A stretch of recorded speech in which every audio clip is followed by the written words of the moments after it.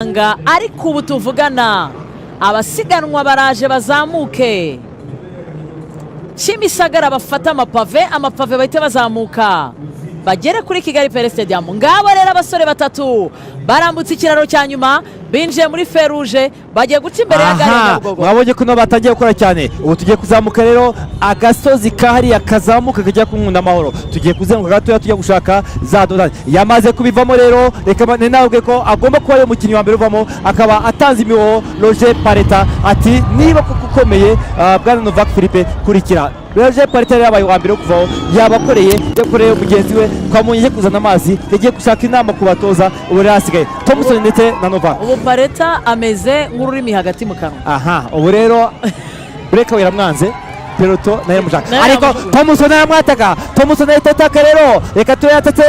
Novak Philippe kuko bamuteranya mukura inama Novak arebe nyuma ariko yamukurikiye atatakaza ibyo afite ahanga utangiye gukora amazi kubera ko uko igerya biremera niko naye kuzamuka byanga. Thompson yakora acceleration aya mazi amukajya kuzekora ku Nkunda Amahoro agiye kutafata ikindi gitambika niba tamwiyatsa ngaha Novak araza kumukurikiraho ahongera kumwekira hariya kwa mutwe. Ngabo rero abana bazamuka isiganwa nibwo ritangiye. Ladies and gentlemen, muri tayari kuri televiziyo Rwanda murahari kuko mu kanya gato igare riba rigeze kuri Kigali Pele Stadium. Uwaragiye Thompson afata umwanzuro wo kuzamuka. Thompson yarebye uko hungu wamukoreye inama ahindukira bwa nyuma areba Novak Philippe amubwira ati Novak niba kukumva ibyo ndi gukora ari ukuvoma ngwino tugende kuko Novak yahisemo gusya.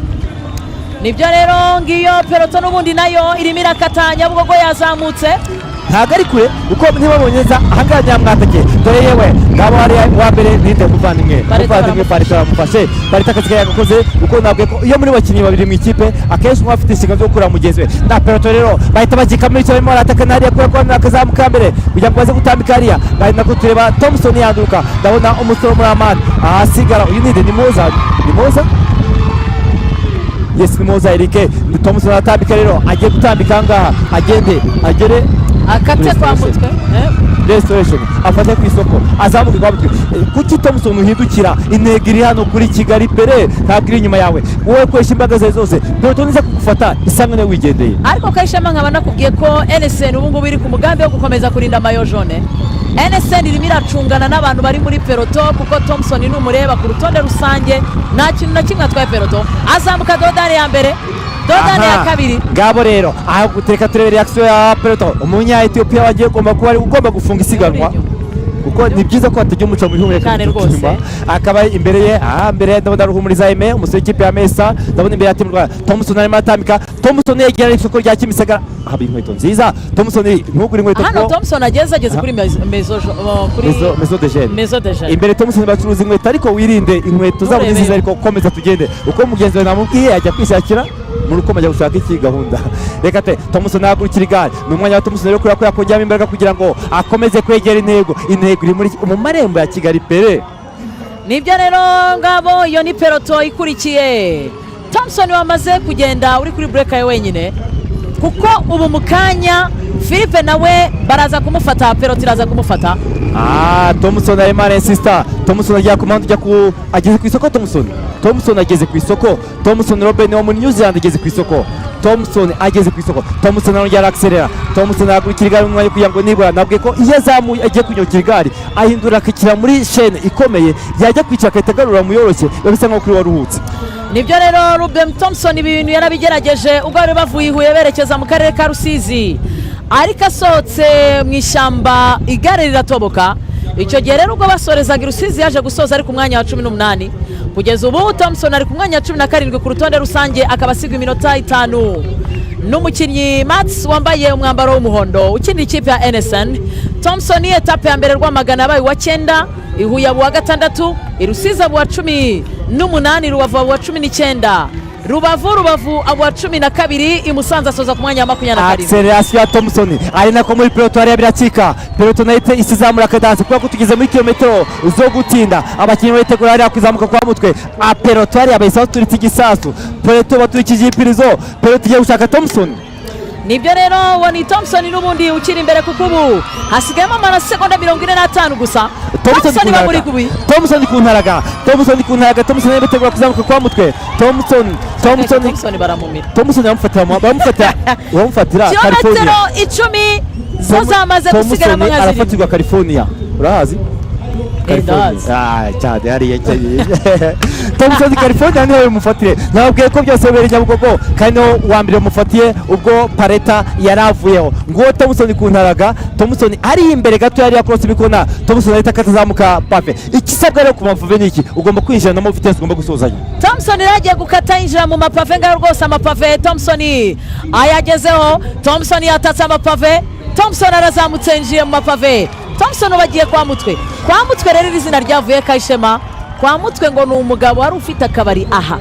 yitwa Mutwe hahita hitwa kwa mutwe ngaho nabisore nawe ari kurwana Thompson yamaze kwinjira amapave nabwiye ko kugira ngo ukineze amapave amasegonda reka mabwiye ko baramufatira California ningira California ndababwira niho byaberaga California Thompson rero icyambere ugomba kurigeze mu mapave ishene winjiranye mu nigomba gusuzanya kubera ko igare bagenda rigicaka na Pelote yamaze kwinjira amapave n'abakinnyi benshi bazamutse reka turebe hariya rero iki cyambere kigoye cyo kwa mutwe rero hari umuhanda ujya mu cyahafi aho ngo niho bikomereye nyuma yaho kuzamuka kugera California aho babicika nibyo rero Thompson uyu ni umukinnyi ukinira Thompson yamufatiye cya hafi Thompson ntagaki abigena California Thompson baramufasha Thompson ntagajya California arara dora asize umuhanda cya hafi ndabona ari haba yatake muri peloto nindi uri kuzamuka ese abari Philippe Novak reba rero peloto yazamutse arahiye cyane NSN barimo bakora nabwo ngo uyu ni umwanya kuko Mayo Jaune agomba gutsinda hano kugira ngo yemeze abantu yuko Mayo Jaune yambaye ntabwo ari nuragurano ngiyo rero idubu rya champion rya Tour du Rwanda bifashe Novak ataranagera no ku muhanda ujya umuhanda wa California ngabo rero peloto yamaze gucika mu bice Thompson yamaze gufatwa rero Thompson yamuceho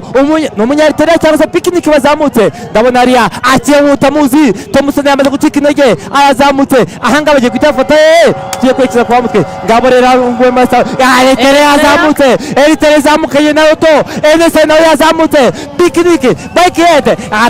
dinzamutse ndabirika ry'ubururu rya Eriteria rirahari igari ry'ubururu rya Eriteria rirahari Eriteria ngimbere badashaka ry'ubururu rya Enoke kugira ngo Enoke byagorana Enoke garire ndabona azamutse zaye amaze amukwa mutwe barahamini hari abacapati y'ajyazambire mu Rwanda bahita bakaterekeza kuri 40 ngo rero nizamutse naho Muzerai azamukaye n'abasore ba Enoke no yamaze kubirinduka Mayo Jaune yamaze kuzamuka azabukeye ikibazo gifyo Mayo Jaune arayigumana kuko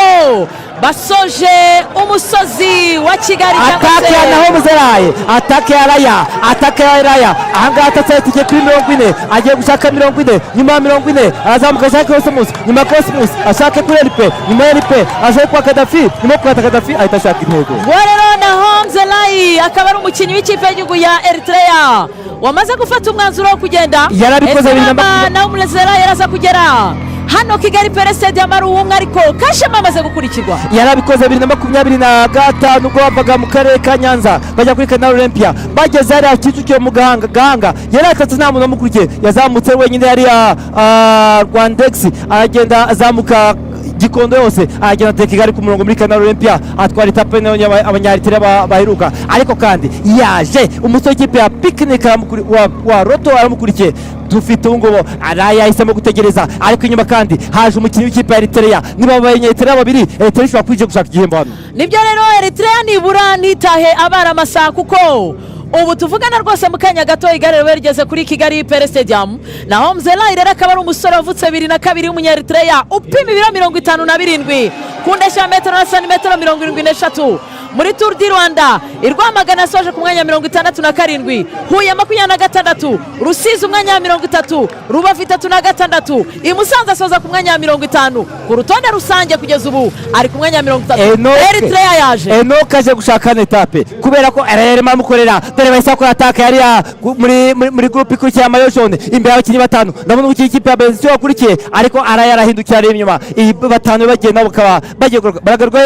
kuri Elipe nibyo rero kuko ubu dutegereje kuza kumenya ninde uza kwegukana agace ka karindwi ka Tour du Rwanda. Musanze Kigali abakinnyi bose bamaze guhaguruka baje gushaka arataka amwatakira Cosmos kugira bajye kure yashaka intego aratatse ninde watatse yatatse muri batanu abanyaritera bagumye hasi bicaye barimo Araya ndetse na Enoke ninde watatse arakaseri hehe kuri Charles Rwanga azamutse ari kuri Ripe ninde n'umusore ikipe ya Rembe Quickstep n'umusore ikipe ya Quickstep watatse ariko inyuma ndabona reaction y'abanya Eritrea Mayojo nawe habaye reaction inyuma byakomeye bakazi kose ya mbere reka nkubwire ko ngo abahungu bagiye kure murongo bari mu murongo mwiza ngabo rero batungutse kuri Rope hariya ku madoda nerepe mu midwa hariya muri n'ishuri ariko igikurikiyeho n'ikindi kuri Pere ubu barahareba kuko ni umurambi ariko uzamutse tugiye kureba rero ninde ugiye kwegukana agace ka karindwi ka Tour du Rwanda nyuma y'uko peloto yamize Thompson agasigara. atake nziza cyane yakozwe nta reaction abanyetera barakora kugeza ubu ngubu ndabona bakicaye peloto ya Mayojo nayo yamaze kuza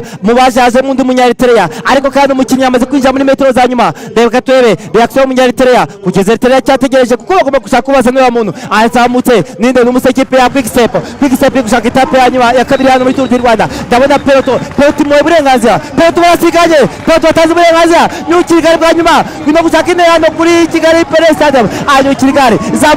zamuka ngabo mu buri kiba gutegereje Patrick Lefevre pesa ikipe yabo gutegereje azamuka hindukira bwa nyuma imbere ariko ndabona nyuma ese peloto nagira kwa reaction abanyaritera bajya azamukirigari nyukirigari agukirigari Eritrea bongera cyungana ayitateka Mayojo reka turebe rero ariko abaze gufata intera ikomeye cyane umusore ikipe utakurikira Nyukirigari akakanu karagoye hagurukira igare arongera aricara areba inyuma areba abafana we kureba inyuma reba intego ya mbere hagurukira igare anyongera igare ahagurukira igare inyuma baje bagenzi mu ikipe baje hagurukira igare areba inyuma baramwataka reka turebe ahagurukira igare aricara hagurukira igare uricara kubera iki intego iri imbere yawe hagurukira igare ahita aterekamo ababwira ati twazamutse kwa mutwe turi kumwe ndabareba ibyo muri kwigira byose ahangaha nta kintu akora ahatase abanyaritrea basiganye Araya Enoke ntibabasha gukurikira maze umuntu yazamuka Ribeiro ahita aterekamo ndabwira ati ngewe navuye mu cy'uburigi banniye kugira ngo nze gushaka igihembo cy'umunsi twarakibonye mu gihugu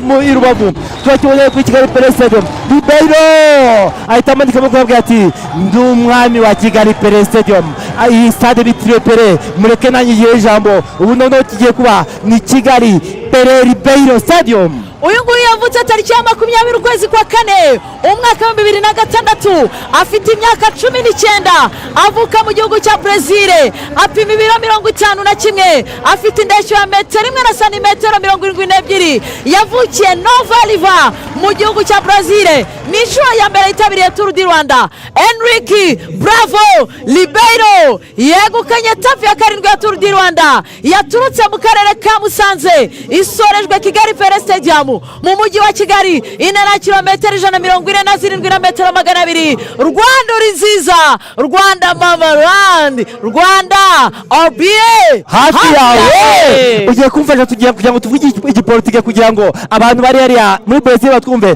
Copacabana Ronaldinho Romario Vinicius Junior Gabriel Jesus Rio de Janeiro Ribeiro intwari ya Kigali Pele Stadium. Etape ya kabiri igiye muri Quickstep. Nako ikipe inshingano zabo ni uguhiga etape bahiga etape nk'ukuntu baba ndashinzwe umutekano w'igisambo. Nibyo rero nibyo twababwiraga ko Mayojo icyo bagomba gukora ari ukwirinda kashema nakubwiye urebye uburyo Eriksen yakinaga Eritrea bakoze kosa bazicuza Tour du Rwanda ifite amakosa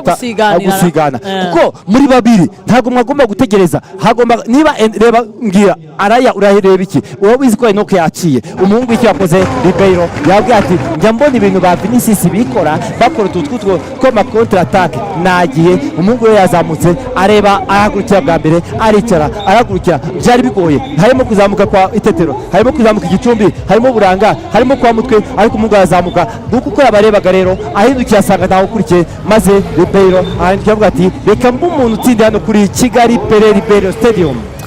nibyo rero uwo ni Enrique Bravo Ribeiro wegukanye agace ka karindwi ka Tour du Rwanda. Tour du Rwanda mwakurikiye kuva ku munsi wa mbere live kuri televiziyo Rwanda. Dushimira cyane ubuyobozi bwa RBA bwahisemo ko iri gare abanyarwanda bazarireba. Ikirere kirarakaye Nyamirambo ariko ni kirakare nacyo kibonye ibishimishije kuko uburyo iyi etape maniyeri isojwemo bwari uburyohe cyane. babwira ko mu buryo bweruye rero Maurice Kreki afite Tour du Rwanda.